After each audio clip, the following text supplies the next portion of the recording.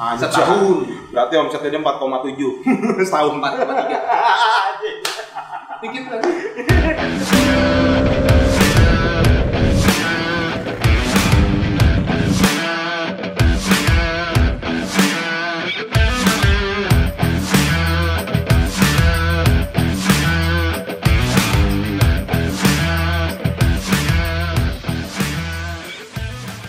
Sebelum gua kasih lihat videonya, subscribe dulu dong channel ini. Klik tanda merah di bawah.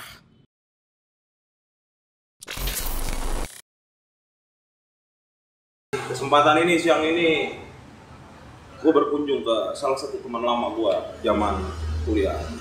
Tapi dia udah gue cuma bisa ngomong asik lah pokoknya. Kebetulan Doi ini panggilan trennya kalau di YouTube tuh Ari. Gue bingung Ari siapa, gue taunya Abo. Doi dari owner Pak owner. Gue sih penasaran karena gue baru ini ada berapa puluh tahun gue gak ketemu dia nih. Iya, 10 lah ya, 10 tahun lah. Semenjak Doi belasan tahun. Doi di industri, gue di industri, Doi ke kanan, gue ke kiri. Zaman kuliah ya, pokoknya ketemu juga say halo, sebatas ya gorengan di kantin lah. Awal muasalnya lu sampai tergerak hati lu bisnis di bidang otomotif khususnya kendaraan roda 2 ini sendiri itu atas dasar apa sebenarnya? Iya, ya sebenarnya sih hobi pertama. Itu kan jawaban paling letterless ya. Jawaban yang paling ini karena lu teman lama gua, jadi gua bisa lebih terbuka sedikit ngomong. Jadi tujuan kita bikin usaha yang lain nggak lain ya lu. Ya cuan lah. Cuan. Jangan sampai bocuan. Cuan. Nah, cuan yang halal pasti. Cakep ini. Halal. Gimana sih caranya? Nah, waktu itu memang kita kan ya kita buka aja. Kita dulu di Institut Kesenian Jakarta ya. Itu gue ketawa. Di mana kita diajarkan sebagai filmmaker atau videomaker, Pak. Seniman. Gak salah. Problemnya yang tidak diajarkan di perkuliahan adalah bagaimana lu bisa menjadi seorang wirausaha. Wirausaha. Yang ada kita diajarin bagaimana menjadi kerja seni. Makanya kita selalu bilang kan kita itu pekerja seni, bukan usahawan seni. Bener gak? Gitu. Nah, di situ gue mikir gimana, dan akhirnya pikiran tersebut baru muncul setelah hampir 9 tahun gue bekerja di industri televisi. Anja, station. Station camkan tuh. Station 9 tahun nih di station nih. Iya. Nah, akhirnya udah tuh 9 tahun kan. Apa yang lu dapet nih? Ya, selama 9 tahun lu di station itu, achievement atau ya bahasa simpelnya apa yang lu dapet selama 9 tahun lu di station itu? Sakit tipes. Catet. Resign lu semua. Kedua, kredit mobil. Weh, jadi tukang kredit. Bukan yang kreditin, dikreditin tapi. Terus rumah kontrak. Halo, ATM gedor yang kaya owner tuh. Banyak udah pasti perih sih. Nah, di situ. Nah, berdasarkan keperihan itu ya gue berpikir gitu, siapa yang peduli sama seorang tua kan? Siapa yang peduli sama lu gitu kan? Dan ketika lu bikin bagus pun ya udah rewardnya ya udah gitu. Ya you know lah gitu. Kalau yang lu semua pada kerja di stasiun TV, lu tahu perihnya yang gua alami gitu. Dan akhirnya gua berpikir, gua nggak bisa gini nih, gua harus bikin usaha. Tapi usaha apa ya? Nah, di otak anak-anak muda di bawah 30 tahun ketika lu punya duit. Umur berapa tuh waktu itu kira-kira? 24 tahun. Kurang lebih ya. Gua mulai ini 2013. 2013. Gua masih kerja posisi kurang lebih ketika umur gua itu seperti ini. Gua matematika gua 0 dulu. Nggak masalah, nggak penting. Umur gua 26. 26 tuh, umur 26. Gua mikir gua ngapain gitu. Gua bikin usaha deh. Nah, usaha apa? Gua waktu itu usaha lele. Ya, iya kan? Ini lele apa nih? Lele beneran apa? Pemancingan, galatama enggak ya? Bukan. Oh, bukan. Peternakan ya, lele. kan? Wih, keren. Leker. Hancur. Lele keris. Hancur. Nah, udah, karena gue nggak suka, nggak bisa. Nah, akhirnya gue suka dari dulu waktu kuliah kan memang naik motor. Akhirnya gue bikin lah bisnis kecil-kecilan, waktu itu memang kecil-kecilan. Namanya Street Art Castle. Gue langsung namanya udah Street Art Castle. Kenapa Street Art? Karena artnya itu karena gue kan pendidikannya sarjana seni. Oh, SSN nih. Masih ke bawah SSN ya enggak? Nah, streetnya itu maksudnya adalah jalanan, karena gue memodifikasi sebuah kendaraan yang dapat berjalan. Street, kemudian seninya custom ya modifikasi. Jadi kendaraan yang dibuat seni dengan cara dimodifikasi, itulah namanya Street Art. 6 tahun yang lalu, atau Maret 2023. Ini terdaftar kan nih ngomong-ngomong? Terdaftar di Dirjen Kementerian. Cialah, biar lu ngerti kalau usaha tuh kayak gitu. Biasain, mana tahu lu sukses. Register. Nah, kayak gitu-gitu. Ya, lu menjalankan kewajiban lu sebagai warga negara Indonesia yang baik, Pak. Nah, selama lu buka usaha atau bisnis di bidang otomotif ini, khususnya di produk lu ini, bengkel lu ini, street art, custom ini, suka dukanya sendiri apa sih? Pengen tahu gua. Biar ini nih, maksud gua teman-teman yang mau yang mungkin terinspirasi sama bisnis lu apa, jadi nggak ada rasa takut yang besar lah untuk memulai sesuatu. Oh, ya suka duka sih sebenarnya kalau secara di bisnisnya standarnya orang berbisnis ya pasti ada up and down, itu standar. Tapi yang membekas di pribadi ya, pribadi adalah peralihan ketika lu memulai bisnis. Dimana kan ketika lu memulai bisnis lu nggak langsung tajir, ya dong. Gua agak soalnya gua. Oh iya, lu lain. Oh iya beda gua. Gitu. Jadi peralihan status sih sebenarnya. Jadi ketika lu bekerja di TV pada saat itu posisi gua main TV. Pada terakhir gue kerja, gue senior producer, probation to executive producer. Dimana orang-orang ya pasti mau berteman sama gue. Gue punya decision kan untuk sebuah program. Ngeri lah pokoknya ngeri lah. Jabatan itu ngeri lah. Dan ketika lu keluar lu nothing kan, lu sih bukan siapa-siapa. Lu pembengkel gitu. Dan yang nggak ada yang mau balas WA gue. Dia orang kalau gue WA takutnya gue minjem duit gitu kan. Gitu. Padahal kan gue cuma networking aja gitu ya. Dia nggak pernah positif mungkin selama 9 tahun kerja dia nggak tahu cicilan lo banyak ya. Ya gitu. Jadi intinya sih lu siap mental aja. Lu akan dijauhi sama orang ketika lu mulai usaha. Ya belum tentu sih, tapi itu udah gue alamin. Nah, berjalannya waktu sampai sekarang barulah muncul WhatsApp yang WhatsApp gue duluan. Woi, mana aja lo, sombong lu udah sukses. Nah, waktu gue miskin lu kemana? Nah, itu cakep tuh. Itu paling sebenarnya itu revenge. Itu paling seru sih sebenarnya. Ini mungkin bakal sedikit gue bahas masalah itu juga, masalah pengakuan teman-teman yang sedikit ajaib kayak gitu-gitu. Tapi sebelum terlalu jauh ke sana, gue tetap mau fokus di bisnisnya dulu. Gue pengen tahu terus dari bisnisnya Abong ini isinya apa aja, terus secara taste atau selera dari yang dia jalanin tuh arahnya kayak gimana. Lebih spesifik lah, sampai matematikanya pun kita pengen tahu lah. Paling enggak yang lu punya keahlian nggak kristal di dalam badan lu tuh gitu. Jadi kurang lebih gitu sih, gue pengen tahu. Bisnis itu ada satu yang gue pelajari ya, yang gue dengar dari berbagai banyak orang bisnis yang lebih dulu dari gue, ada namanya titik nadir. Dimana itu memang udah lu grow nih, tapi ada satu titik mau lu apain juga lu nggak bisa naik, paham nggak? Udah nggak bisa, udah roda nasibnya, lu udah peak. Nah, gue belum, tapi gue berpikir gue akan peak. Nah, ketika akan peak, gue harus mempunyai distribusi bisnis yang lain, ada side bisnis. Nah, kalau ukuran peak atau bicaranya on the top-nya lu sendiri tuh apa sebenarnya dari bisnis lu? Belum, kalau sekarang mah belum ada apa-apanya dari belum ada ya, ukurannya belum ada ya, masih growth. Ya, let it flow lah ya, jalanin maksimal lah ya. Masih ada beberapa target achievement yang harus gua kejar ya. Key-nya sendiri Bang sebenarnya.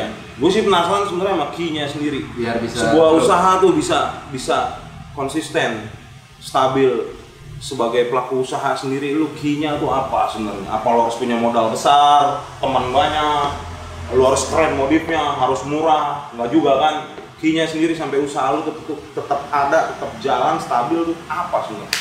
Pertama sedekah. Nah, sama ya, ini ya, kita satu frekuensi ya. Sedekah. Karena ya percaya nggak percaya ya, ya lu percaya Tuhan apa enggak gitu aja. Kalau lu nggak percaya ya susah ngejelasinnya kan. Iya. Tapi kalau memang percaya Tuhan, iya itu kuncinya. Dari awal gua modal itu gua cuma modal itu kartu jam sostek yang gua cairin. Anjay, jam sostek. Zaman dulu jam sostek. Iya. Tuh. Nah, jadi cuma itu ya, nilainya emang cuma berapa, nggak nyampe 30 juta dulu. Ya cuman gue jadiin beberapa tools, alat, dan buat kehidupan selama 2-3 bulan ke depan. Nah, habis itu gue percaya yang namanya begituan tuh sedekah itu emang banget cepet gitu. Ingat, itu benar. Itu, dan udah terbukti. Jadi udahlah gitu. Ketika lo dititipkan hak lo tetap ada hak orang lain. Nah, habis itu lu mau bikin bisnis tuh buat apa? Lu memperkaya diri boleh, nggak salah. Tapi ketika lu memperkaya diri, barometer kayanya itu kan akan menjadi bias. Percaya, maksudnya bias tuh gini. Ada tuh ya? Iya, karena gini. Lu udah kaya belum? Waduh, itu yang bahaya tuh. Iya, itu bahaya tuh. Patokannya kaya lo. Nggak tahu kan, mobil mewah, rumah mewah. Jalan-jalan ke luar negeri, itu kan impian rata-rata orang negara berflower kita ini. Iya, berflower, lo kaya besok mokat. Nah, patokan gue menjadi seorang yang kaya, itu oke, gue punya apa gitu. Tapi ada patokannya. Misalnya gitu. Nih ukurannya nih. Ukuran sederhana sebenarnya, dan itu sebenarnya tinggal lu reverse aja. Kalau ya, karyawan gue salah satunya pakai mobil Avanza. Dia jadi mereknya nggak apa-apa lah ya. Nggak masalah. Kan kita beli. Kira-kira gue ownernya pakai apa? Wah, kalau nah itu patokannya. enggak, kalau lu nemunya orang yang berpola pikirnya sama, pasti ngehe jawabannya tuh. Iya, gue mikir pasti bosnya pakai motor.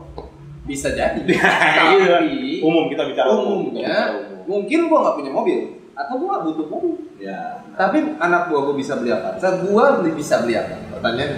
Private jet lah Pak. Nah, Private jadi jet. tolak ukur lo adalah benchmark ke bawah.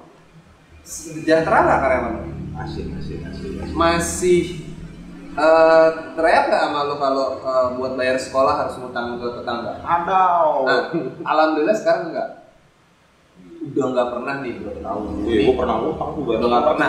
Jadi benchmark gue itu, oh berarti gue udah tajir secara barometer gue sendiri ini. Jadi udah cukup kehidupan gue sampai sini sebenarnya. Tapi life goals achievement gue masih panjang. Optimis terus. Iya lah doi. Karena target karyawan gue masih belum tercapai. Karyawan gue saat ini masih 23. Wih, nih iya total karyawan tuh 23. Itu yang kalau gue boleh tahu divisinya apa aja tuh 23 itu? Divisinya cahaya jadi apa itu? Apa jadi kasir semua, 20 orang ya kan? Gue nggak tahu juga tuh. Pertama, gue di sales, di bagian sales, gue divisi sales, gue ada 4 orang. Sales 4 orang. Promosi 3 orang. Kemudian painting itu 6 orang. Painting 6 orang, banyak orang. Habis itu mass production 2 orang. Custom bikes-nya sendiri itu ya pokoknya kurangnya. Habis itu kurangnya. Di cabang gue di Bali 2 orang. Sebenarnya cabang ada berapa sih? Baru satu di Bali ya. Persisnya di mana tuh? Di Jalan Raya Tukuman. Denpasar. Oh, Denpasar.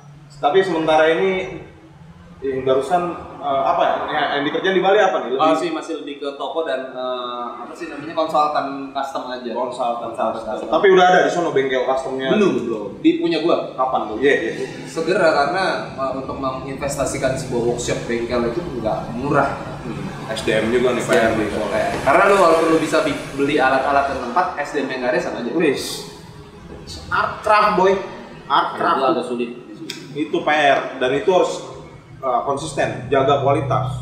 Ini kayak produk-produk yang di sini nih. Ini kayak tangki apa segala macam buat sendiri, Bang. Iya, kalau yang ini handmade, kalau yang ini ada yang handmade tuh, Ada beberapa yang handmade ya. Ada yang memang import. Asik. Nah, kalau ini kan bicaranya udah berjalan dengan satu cabang di Bali dan lu punya beberapa tempat untuk workshop lu sendiri, mau painting, mau custom, mau apa gitu. Nah, untuk yang baru akan memulai, saran lu sendiri seperti apa, Bang? untuk orang yang tertarik ternyata dari hati kecilnya terpanggil, udahlah gue cukup kayak di sini bekerja sebagai karyawan, kayak gitulah bahasanya lah. Apa nih kalau orang mau mulai gitu ya, pertama adalah sholat istiqoroh. Jai. Iya benar. Karena gini. Gue menemukan data. Gue berbicara pakai data. Sebagian besar anak-anak muda di Indonesia yang di bawah umur 30, ketika let's say lu punya duit tabungan ya, untuk memulai usaha, yang dia ada di otaknya rata-rata bikin apa? Cafe, distro. Ngacengan itu tuh ngacengan. Ya kan ikut-ikutan. Iya. Ya kan, sehingga bikin usaha kuliner. Rumah makan ini, geprek-geprek, ini semuanya digeprek. Nah akhirnya lu nggak punya sebuah identity produk. Tuh, jadi lu sukanya kemana? Jangan, ya gue punya duit nih, gue mau invest mana ya duit gue, karena gara-gara nonton baca di Google bahwa uang itu harus diinvestasikan, sehingga dia akhirnya sibuk. Duit gue mau kemana nih? Itu ada usaha. Ya mendingan main pasar saham. Iya. Ketahuan lo. Ya intinya sih barusan diobrolin sama si Abong nih semuanya nih, lu jangan lihat orang jadinya dulu. Iya. Lu liatin prosesnya. Intinya mah begitu. Udah, itu lu cari passion lo kemana? Iya. Lu suka kuliner? Ya oke, lu suka. Ya udah fokus, tata, bikin SOP-nya, bikin perencanaannya. Jadi hidupin bisnis lo berencana. Itu harus ada jangka pendek, menengah, dan jangka panjang. Jangka pendeknya lu mau bikin apa? Jangka tengahnya bikin apa? Dan jangka panjangnya bikin apa? Gitu. Nah, itu harus dibukukan. Bukan cuma sekedar visi misi, alah. Itu mah textbook. Waduh, itu sampah kan. Itu STD habis. Iya. Untuk lamanya pengerjaan, estimasi apa segala macam, lu punya standarisasi dong? Punya. Nah, jadi memang biasanya tuh gimana? Prosesnya ya, anggap lo mau bikin motor. Gua bawa motor nih ya. Iya kan. Gua bawa motor. Bong, Lo hari ini bawa motor sikat sini, harus gue suruh pulang. Oh iya benar. Suruh pulang, Iya. duit yang banyak. karena memang di sini ada antrian. Dan gue rigid banget dengan SOP. Gitu. Jadi kalau memang lu mau masuk ke sini, memang harus menghubungi terlebih dahulu untuk dapetin jadwal. Kapan? Karena antriannya. Kenapa? Gue mengurangi resiko. Iya benar. Motor belum dia apain, parkir nih. Terus kalau misal kehilangan, beli kagak bisa, gantiin iya dong. Lagi ada. Jadi memang gue akan masuk motor itu bisa masuk mepet-mepet, dia akan proses langsung dieksekusi. Jadi itu mengurangi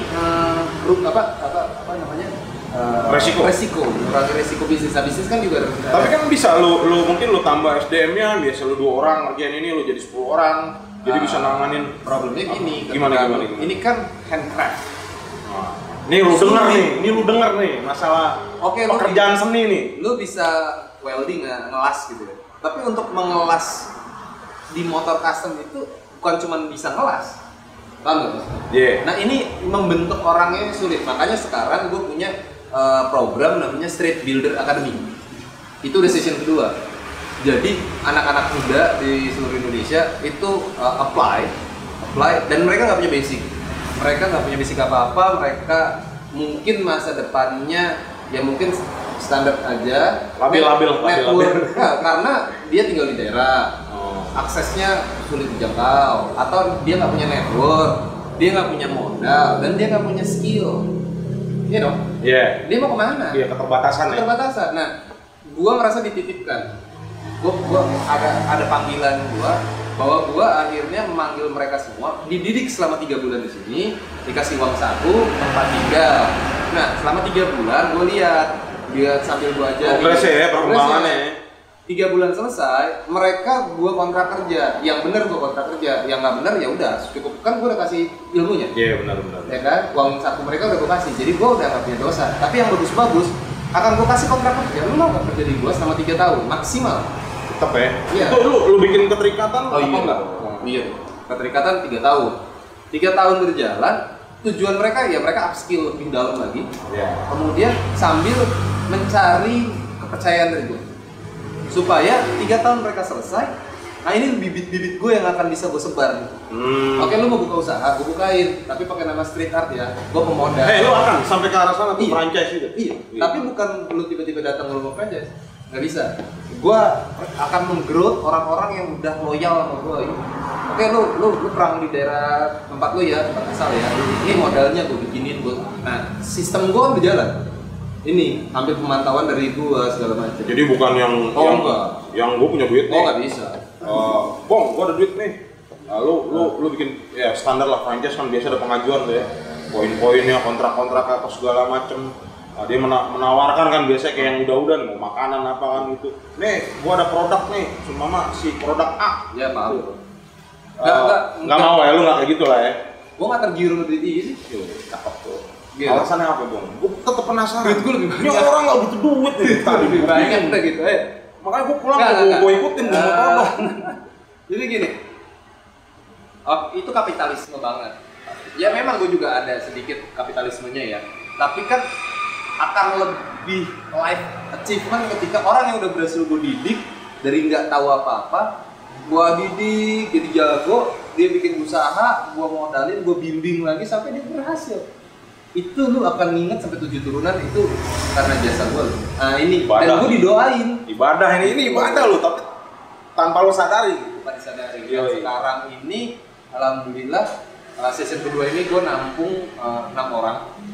Ya karena gue mampunya buat bayar ngidupin 6 orang kan. Ini mayoritas dari 6 orang itu ada yang dari Pulau Jawa masih apa di mana? Ada yang dari Sumbawa 1. Jauh. Dari Batam 1. Dari Kalimantan Selatan 1.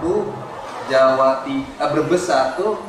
Banyuwangi 1. Lampung 1. Lu bayangin yang season 2-nya sisa 2 orang yang gue rekrut itu ada dari Kediri sama Tulungagung. Nah, lu bayangin tuh ya kan yang direkrutnya. Rekrutnya sendiri kan udah berdasarkan dari info yang dia dapat kan. Ya. Berarti ini usaha udah dikenalnya sampai mana lu bayang kan? Ya nggak sih? Jadi iya sebenarnya sih alhamdulillah ya. Karena gini, lu harus sadar ketika lu berusaha, itu kan usaha. Nah, usaha itu ada hak-hak orang lain. Lu harus sadar tuh. Nah, pemahaman sempitnya adalah hak itu hanya 2,5% untuk sumbang. Itu benar, tapi belum lengkap. Karena tujuan berusaha itu adalah memajukan usaha-usaha lainnya atau orang-orang supaya bukan berusaha.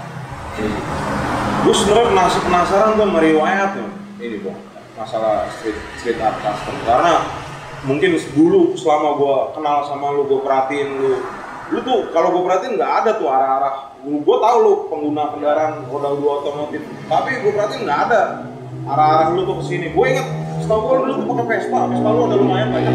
Iya. Nah sampai ya lu otomatis dari nol dong, buta dong. Nah lu gimana nih bisa sampai jadi, wih bengkel begini yang bre? Iya sebenarnya teknologi aja sih. Teknologi. Ya ada internet kan. Iya. Ya lu belajar kelas, sekarang gue juga belajar kelas dari YouTube. Bukan yang ngajarin gue meledak loh. Serius, gue belajar kelas itu dari YouTube. Yang di luar negeri gitu kan, mereka kan tutorial. Walaupun nggak semuanya ilmunya dikasih tahu, at least itu juga harus kulik gitu. Iya sebenarnya gitu kan banyak juga bro. Zaman dulu kita di KJ diajarin kamera kan, bukan diafragma lah ini. Sekarang di YouTube udah dia ngajarin. Iya. Nggak laku tuh kampus. University of YouTube. Sarjana YouTube. Gitu. Jadi informasi teknologi itu udah sangat terbuka. Sehingga, nah ini pesan juga buat bengkel-bengkel. Lu pelit-pelit terhadap ilmu, lu percuma. Udah ada semua di situ. Percuma. Sekarang ini konsepnya adalah sharing. Silaturahmi tadi gue bilang. Ya, jadi gimana cara bikin ini? Ya gini caranya. Kalau dulu kan kita keep ya. Wah elah, mau bikin motor kenceng, mesinnya dibawa ya kan, mekaniknya ngumpet, ngerjain di kamar. Kalau sekarang buka aja. Problemnya adalah orang mau tahu, orang mau bisa, dan belum tentu bisa. Dibuka aja. Ini ngomongin apa ya? Just sense. Kalau lu ngomongin ini sense, hasil karya tuh, ya itu satu lapak dagang kacang panjang, masalah rezekinya juga sih. Jadi bisa dibilang ya perjalanan gue ini selama berusaha ini gue mendapat hidayah juga sih. Dari zaman begajulan di kampus, zaman ugal-ugalan kerja, punya jabatan segala macam, dan akhirnya gue berusaha sempat terpuruk segala macam sampai gue bisa grow lagi. Ya sebelumnya ini juga apa ya, bengkel juga ya usaha ya? Iya sama street art juga. Oh street art pernah terpuruk, iyalah kan kita up and down karena perjalanan kan nggak selamanya mulus. Iya, Nah, benar. di situ gue juga dapat hidayah, ada dan pengalaman, bukan hanya hidayah tapi pengalaman segala macam. Misalnya ketenangan ketika menghadapi masalah itu harus tenang. Woi, benar tuh. Terus ya walaupun marah-marah juga perlu, gitu kan? Tapi marah-marahnya seperlunya. Iya, betul. Bukan membabi buta. Kan biasa kita lihat kan gitu. Nggak edukasi. Apa Ini sih? marah-marah edukasi. Marah-marah, panggil, jebret, kenin, gini. Dah, selesai. Habis itu ya selesai. Wih, panjang juga ya prosesnya. Iya, perjalanannya panjang ya dua.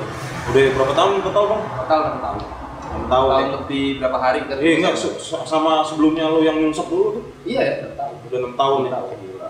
Jadi gue nyungsep itu di tahun ke 1,5. Wih, wani perih. 8 bulan gue recover. Wani perih. Nyari kerja buat nambah-nambahin lagi. Sampai jual diri lagi nggak? Iya lah. Sampai Ada kerja lagi. jual diri lagi doi. Sampai kerja lagi gitu. Tapi kita ya nggak munafik lah. Namanya bisnis yang tadi dia bilang naik turun. Emang lo harus istilah bahasa kita nih melacur lagi apa segala macem lah. Ya Iya. konsekuensi sih. Cuman ya tetap dasarnya tadi tuh kalau lo sedekah, gue itu tetap yang ada di kuping gue, lo sedekah. Insya Allah tuh lurus saya tuh apa yang lo mau kerjain. Kayak gitu sih. Terus gue seneng nih, gue masih menikmati suasana tempat perbengkelannya Abong ini nih. Di sini lumayan apa ya, tersistematis semuanya. Walaupun apa ya, secara sosialisasinya di sini rileks banget. Tapi apa-apa, kayak ngomongin omset, barusan gue sempat mau nanya masalah omset. Gila, langsung ketik keluar omset sekian lama berapa? Ya. Deg-degan juga tuh gue tuh. Jadi ya itu. Kita kan ini tips juga sih. Kita ini kan teknologinya makin canggih. Iya. Kan? Ya lu akan kelindes kalau lu nggak ikut follow dengan teknologi. Bukan masalah internet dan sosial media ya, teknologi apapun gitu. Jadi bengkel-bengkel sekarang itu kan masih, jangankan pembukuan, kagak nyatet kali. Banyak tuh. Banyak kan? Banyak tuh. Apalagi lu dengan sistem gitu. Nah, gua keras banget pengen melakukan itu, dan itu investasi. Investasi bukan cuma duit juga, James. Iya. Investasi itu juga mengedukasi orang-orang ini supaya terbiasa dengan sistem. Iya, rapih tuh. Rapi gitu, administrasi segala macam. Kenapa? Kan enak kalau kayak gitu. Iya, benar. Gue juga pelaporan pajak gue enak. Wih, tertib nih anak nih. Tertib. Gue tiba-tiba lagi tidur di gedor orang pajak disegel, mau? Kebayang kan? Waduh, malah dapat. Lagi ngecit Iya. disegel. Jangan sampai gitu. Tapi ya itu alhamdulillah sampai detik ini kan laporan SPT nih. Ini Iya, dari iya. bulan Maret kan. Itu tiap apa sih? Gue kurang paham tuh, Bu. SPT kan pelaporan tiap tahun sekali. di Setahun bulan sekali ya? Maret. Nah, tapi kalau gue kan UKM. Oh, masuknya UKM. UKM. Apa sih kriterianya itu? Kriterianya omset gue di bawah 4,8 miliar. Anjir. Setahun. Berarti omsetnya 4,7 setahun. 4,3. Dikit kan? Tapi kalau ya gua terserah lu deh, lu mau kasih tahu apa enggak? Bocorin aja dikit. Kalau hitungan rasio per bulan omset tuh kira-kira berapa triliun? Gue sih nggak takut dibocorin, nunggu bayar pajak kok. Oh iya benar. Iya kan? Omset Tiap bulan gue bayar pajak. berapa triliun nih kira-kira omset? Oke, gini aja. Biar lu bisa ngitung-ngitung juga. Iya. Omset UKM itu saat ini pembayaran pajak untuk UKM kayak gue ini adalah 0,5% dari nilai omset. Oke. Oke. Itu per tahun? Per bulan. Oh, per bulan? Omset bulanan. Omset bulanan nih. Ya kan? Nah, gua membayar pajak gua itu sekitar hampir Bayar per bulan. Nah, itu adalah 0,5 0,5 omset gua. Bayar. Jadi Iya. 500 juta. Per bulan 500 juta. Lo kalau punya duit 500 juta mau ngapain lu? Kira-kira? ya itu kan omset, bro, bukan profit. Iya. Itu masih kotor. Masih kotor, gaji karyawan 23 orang. Cuman kan nih yang ketahuan ini doang usahanya, yang lain lo tahu. Gue denger dia mau ngembangin sayap di apa tuh? Ada kok, mungkin dalam 2 bulan depan gue buka lagi jam. Tuh, ya kan? Bayangan lu omset Di salah satu negara di Asia Tenggara. ih, cocok tuh. Ajak dong kali, bisa kali ajak. Apel itu. Tadi itu yang dibilang barusan sama si Abong masalah sistem di sebuah tempat usaha Jadi semuanya itu berjalan dengan baik, rapih, dan ada edukasi juga di situ untuk seseorang yang mungkin belum mengenal cara bekerja dengan baik untuk pembukuan apa segala macam, khususnya di bidang otomotif roda 2 apapun itulah, pokoknya yang berhubungan dengan transaksi, kurang lebih begitu. Tapi hari ini gua sama Abong penasaran sama apa ya? Workshop. Nah, workshopnya Abong nih kayak gimana? Mungkin juga lu yang punya space di rumah iseng-iseng pengen ya melepas penat, jadiin space di rumah lo tuh tempat ngoprek-ngoprek, jadi ada standarisasinya, lo tahu apa segala macem, biar lo nggak penasaran. Abis ini gua sama Abong yuk mau muter-muter. Nih pertama kita kemana dulu nih? Workshop 1 dulu. Anjay, workshop 1 apa nih? Workshop 1 ada mass production sama painting. Mass production, painting. Lo tahu nggak mesh tuh? Tahu mesh? Tahu Mass potato. Mash potato. Kentang berantakan. Nah itu berarti berantakan ini mesh nih. Terus painting. Nah painting nih Ya pengecetan dan airbrush. main airbrush juga nih kayaknya. Gua ada airbrush artis. Iya. Abis itu next kita ke workshop custom. Di Custom. sana ada body shop. Maksudnya buatan body, Custom body ya. mechanical. Oke. Dan ada ya peralatan-peralatan aja sih. Tapi display tetap di sini ya. Display sih. Display di sini. Kayak kece nih, baru beli gini. Gak duit. Gitu aja. Ayo, Kita ciao. ciao.